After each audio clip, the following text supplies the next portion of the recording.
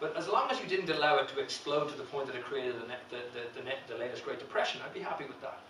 Just a regular recession would be good for me. So I suppose there have been regulatory and governance failures everywhere, as you pointed out. I'm kind of wondering specifically about us and our own experience. I mean, are there unique features here in Ireland which have caused us to have a different experience? We just don't implement anything. We don't implement the rules. We have enough rules on the books to put a fair few people to jail, actually, but we don't implement them. We have rules for rules for rules, but we don't implement them. You know, I think there's a certain culture in which sure, it'll be grand. You know, that idea. I think it's just because the networks are too close together. I really do feel that. I think it's just because sure, he's your man's best friend and whatever. I really do think that it's that reason. There's no economics behind it at all. Actually, it's just human stuff. I think it would be better if sort of Dieter from from Berlin was calling you up, going, "Yeah, you know, you've made a mistake here." I think that would be better, most likely. But I don't, looking in the longer term, I think that one of the major problems is first of all we've got to define what do we want, where are we going, what does this regulation deliver in the end of the day? Because like, I'm looking back, say, if we take, I think what we call it the cycle, say 1955 to now, if we take back from, say, the industrial kind of growth here in Ireland. The first thing that happened there is that we wiped out a generation of wealth in 1970. The people who funded that whole, and you know, I know we hear of all the great mass and we hear of all the great central bank intervention, but basically what we did was we took a pot of wealth, we used it to develop our infrastructure and our PSP, etc. We absolutely wiped out the people through inflation who had actually invested, and we left a generation as paupers in the late 60s and 70s. And they never got pension anyway. And then we started taxing them. Yeah, exactly, yeah. But we left them out. Then we moved into the farming community in the 70s. We hiked the price of development, we had 100 an acre, 4,500 an acre. And we took it all the way back down again. We did the very same as has happened now in the property sector, but because there wasn't a hue and cry, everybody conveniently forgot about it. But the point I'm making here is that here in Ireland, we don't seem to have ever had a plan of where we're trying to get to. This is something I've been I think a very important point, is that there has to be a vision of where you're going before we have a clue how to get there. But in a very different society, so society composed of many different people, all of whom have different ideas about where there is, I'd be pretty happy if the economy was more or less stable. If it was growing plus or minus 2%, I'd be happy with that. And I think one of the ways you could achieve that is by stopping these kind of leverage cycles from happening. Then let politics decide where we end up going.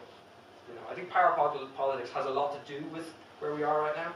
I think there's no economic theory to tell you how that runs. I think because again of the institutional structure of the corporate governance issues that brought Aircom from the PMT back out, all the rest of it. So you've seen some asset stripping in that history. Yeah, and some of my colleagues in UL are experts in this, which is why I'm kind of canning, and I should really cite Donald Palcic and Owen Reeves really in terms of their rant. But to go back to it, I would like to see in Ireland where you have many large industries, or a few large industries, that make things run, and then very small firms, 5 to 10 to 15. I think that's what you need. But to get that going, you need a banking system that does its job. I'm excited about that. Would you not include a banking system as part of like telecommunications? Because I would. All you need, I mean, if you think about it, all you need from a banking system is a money transmission system that's robust, savings products and loan products. It's the 363 model. You don't need anything else. Absolutely. Take deposits at 3. Run by Michael O'Leary, low cost. Maybe he's not the man for the job, but certainly somebody can. What you described is exactly a larger version of the credit union model. You know, you take deposits at 3%, you lend at 3%, and you hit the golf course at 3 o'clock. 3, 6, 3. Yeah. Nice, calm, quiet, dentist type, chilled out life. I think that would be great. I would love that. But there's always going to be some guy who's like, we can make more money. It's not going to be me at the back of it. You know, I think mathematical finance is a lot to So isn't that all we need? You know, so That would be, if we had one bank that did that, that would be brilliant. Where you're going to get the capital for that, I don't know. I'd switch my deposits there immediately. We do have a bank that is pretty. We do have a state-run bank. I don't know that I need my money in there now, but you know, I think that's a very good point, and it's certainly something. The good bank model is something that I think that we tend to have overlooked here. I certainly think in Irish public discourse there is a tendency, and I think Carl Whelan actually spoke about this in the Irish Economy blog recently. There is a tendency to reduce it down to 1-0 arguments. You know, nationalisation or NAMA, which, you know, it's like, well, come on, there's other things to do. You're quite right. The good bank model was never really floated after Bacon's report. John, I mean, take the analogy of the road to Maru. Yeah. So if that anything happens, any accidents or whatever, one of the knee-jerk reactions is to take a big 30 km/h speed limit there, Sure. which is absolutely mean the road is almost unusable. Has there been any knee-jerk reactions that you think have been incorrect or not suitable? I really think, in terms of the financial Since it yeah. all happened, yeah. I have to say that at each point, this is where I'm saying hubris and hindsight rather is 2020. It's very easy to look back and go, oh, he made a mistake there. At the time, Lenihan, if you read the papers, at the time, Lenihan guaranteeing the deposits and the liabilities of the banks, he was the hero.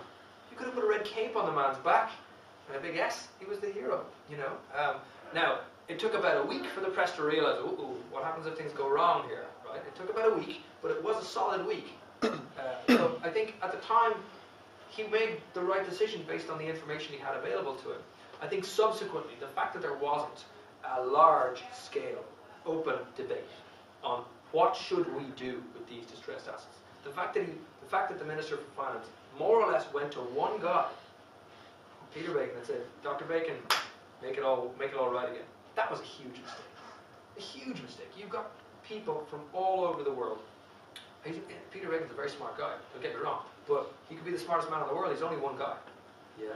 I really would have liked to have seen a much larger consultation process. I mean, even if it took a month, 2 months, you know, just consult.